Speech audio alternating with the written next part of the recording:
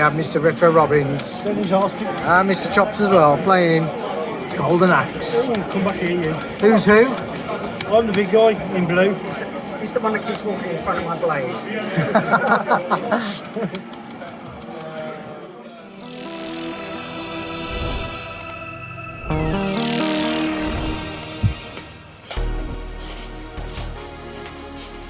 Hello and welcome to Babs Arcade.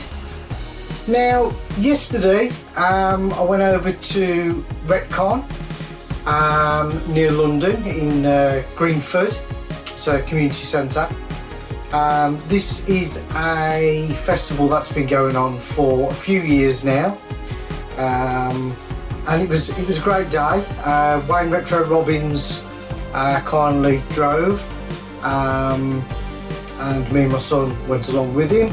Hey folks, today we are on our way to RetCon in Greenford, I think it is, and with me driving is Retro Robbins.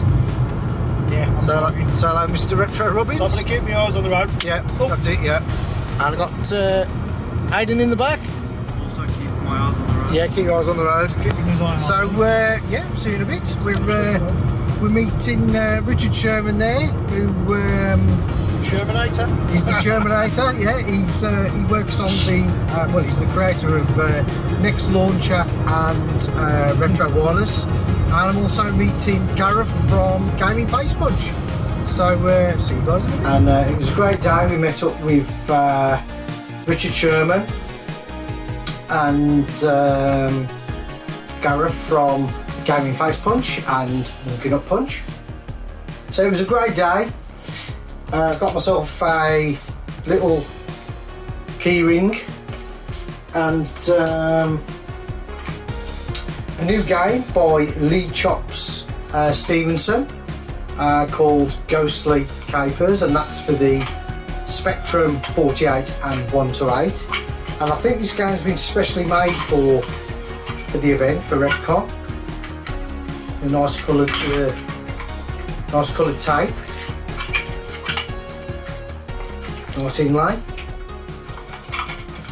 So I'll show you some gameplay footage of that game.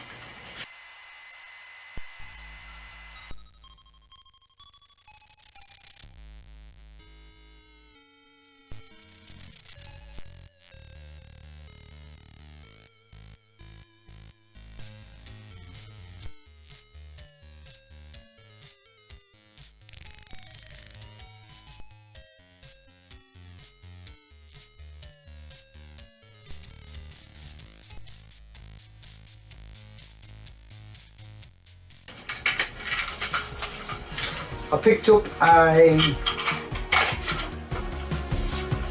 little program which got the layout on there of the event.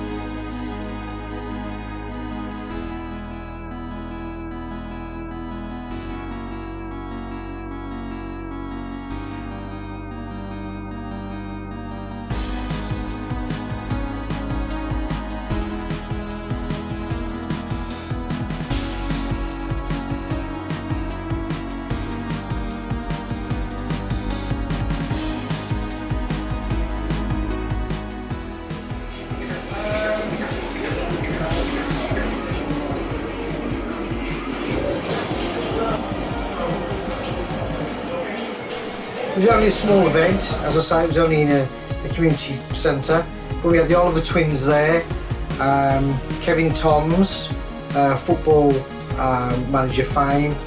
There was a RetCon talk panel where we had Colin Porch, Retro Faith, Stephen Jones, Stephen Fletcher. We also had David Pleasance there and Trevor Dickinson. There was a raffle draw, and we had the Oliver Twins making a game, and the idea of that was a lot of people at the event fired away some ideas, and they went away for 4 hours to program a game, and I think that was announced at 4 o'clock of what the game was. We also had Amiga Forever and Commodore 64 Forever. That was really interesting. It was one of the highlights of the event for me was the Commodore 64 cases, and they basically got a modern spec mini PC inside them. So all the cases have been remade, different colours. You could have different key sets. There was a LED one available.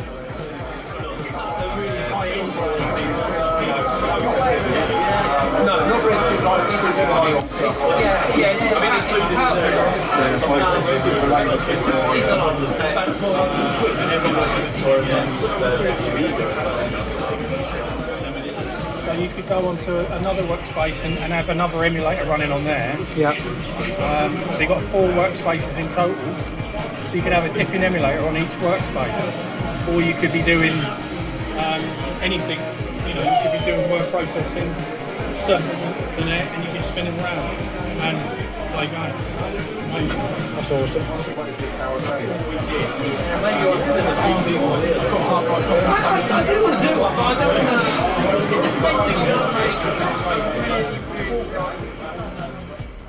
But yeah, the website is myretrocomputer.com,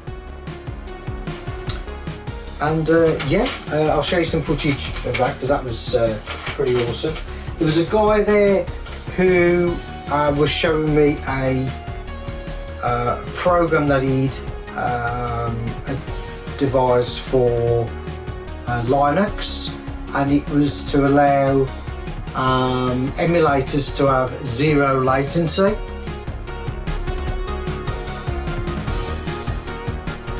had a quick go on that. That was really interesting.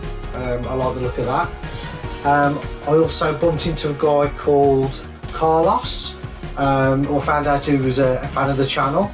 So a big shout out to Carlos. And he showed me something that he was working on the Spectrum Next to do with the original menu system, so that you could easily select different cores for the Spectrum Next. So you had BBC on there, MSX, I think there was Amstrad on there, a couple of arcade games on there, but he'd spent a lot of time setting up this menu system, and there was also Wi-Fi on and off, but that was absolutely fantastic.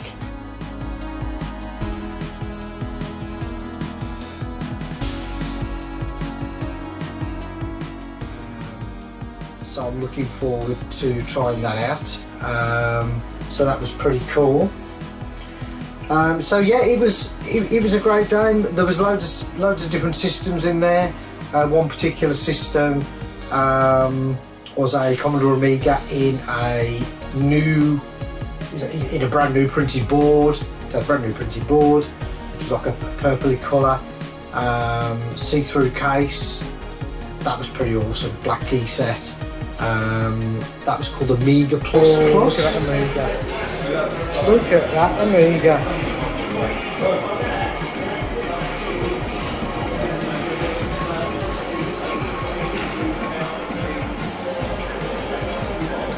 There he is, Mr. Robbins. Come here, mate. I want to show you something.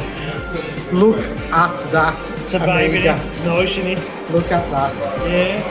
I got one of them propping my door right from the time. Oh. The A5, I've got an A5, but not that case. Sorry, Amiga fans. Specky fan, look. That's beautiful. No, because that's Incredible, that's mate. a reprinted motherboard. Yeah, it's sort all of thing. custom, isn't it? It's just gorgeous, isn't it? Yeah. Details to that mod that he did, I'll put in the notes and the description. But yeah, there was loads of old machines there. I saw Amigas, Spectrums, Commodores, There was BBCs there. There was consoles to play, you know, your typical PlayStations, Ataris. It was a real good day. Who else was there? There was on Mike's. What's it called? Mike's Vintage Tech, is it? Is it Mike's Vintage Tech?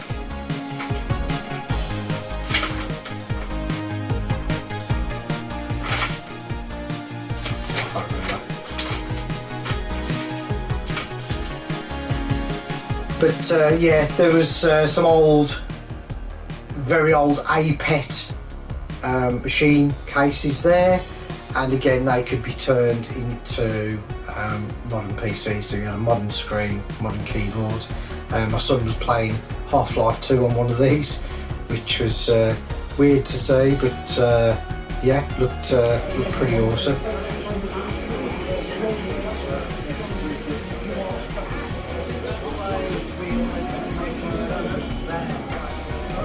Dan, the only problem is I have to be upstairs.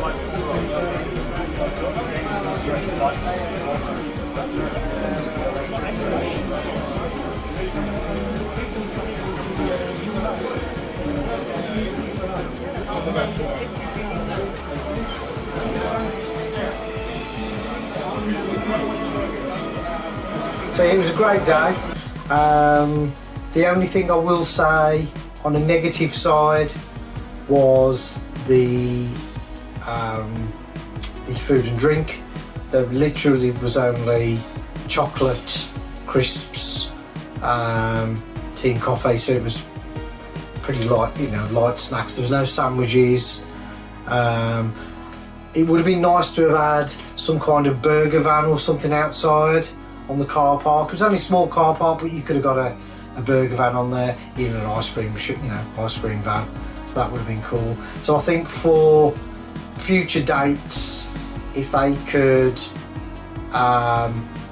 get that sorted, I just think it'd be a better experience. There is a cafe, a local cafe, which was not even a mile away, but yeah, we walked to that, and that was good. That was a good little greasy spoon, if you like, but the food was okay.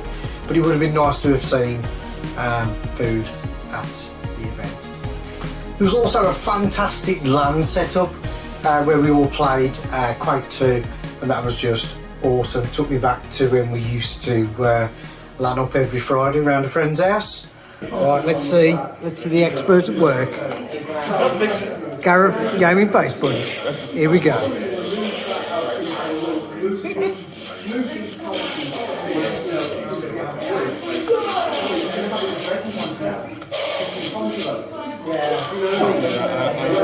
Oh, you've took your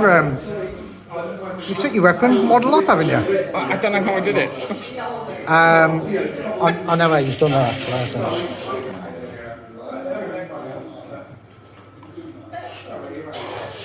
There we have the over-shoulder view of Wayne Retro Robbins playing Quake 2. Yeah, and my coordination is terrible. What I'll do, if you die, I'll edit that bit out on this. You need to start a lot of editing there. You'll have nothing left for your video. And we've got Mr. Richard Sherman on Quake 2. Oh, what's the green tick now? I'm not exactly the best gamer in the world. My eyesight is equivalent to sort of...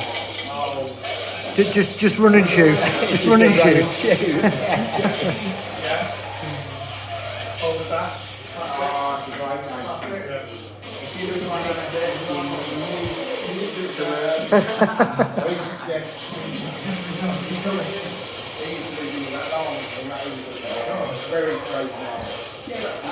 Oh, I just picked up the armour. Oh.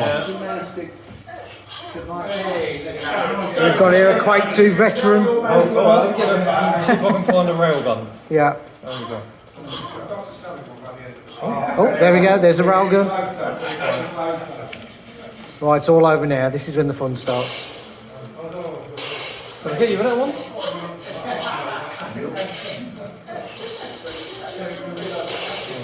It's just really gratifying. Pressure's on for that rail shot.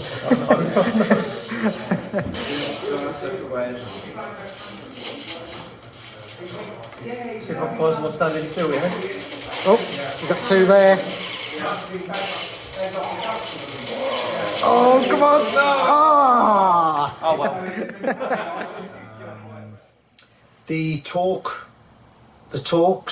The room that they had for the talks was good. It was upstairs, and downstairs they had a big TV downstairs, so you could watch it, and a couple of chairs down there if you didn't want to be upstairs. So yeah, it was a really good day. Again, right, today we've got Mr. Richard Sherman again, and he's going to show us something really, really cool. So most people just sort of know me for tinkering around with the Next, but actually what I'm about to show you here is a bit of an exclusive for, well, a custom 48K Spectrum working off a similar concept as this Retro Wireless works, but something more inbuilt. You have a look at the side of this computer, you'll see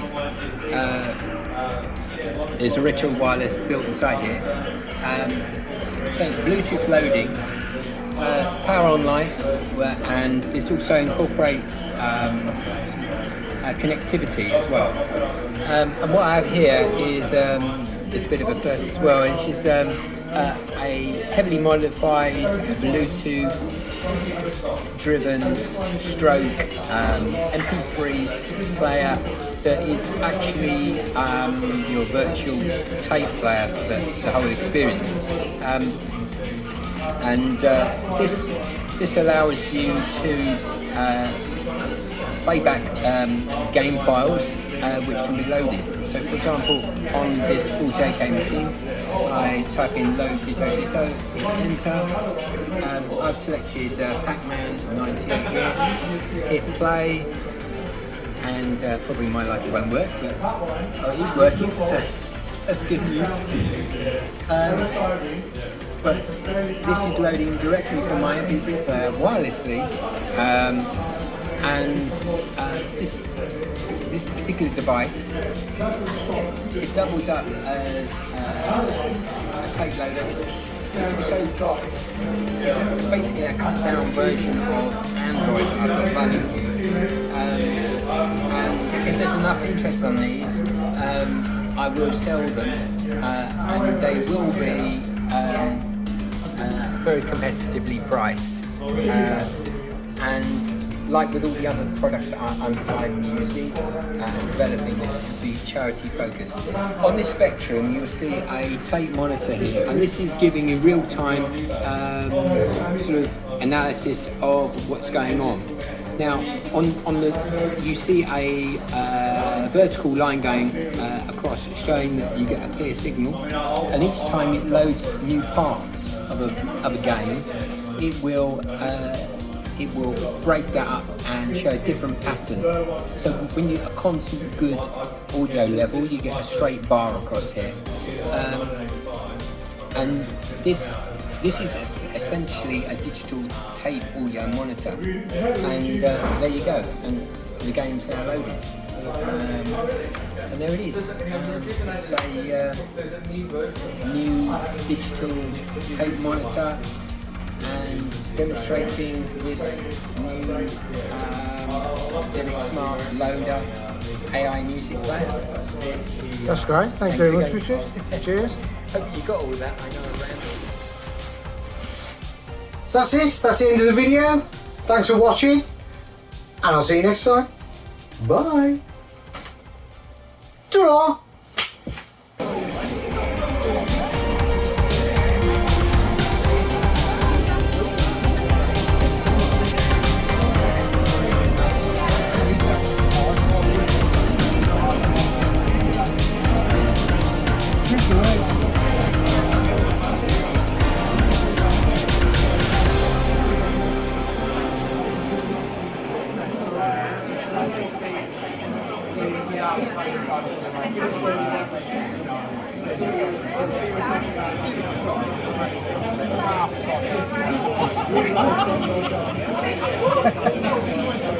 Now for Mortal Kombat.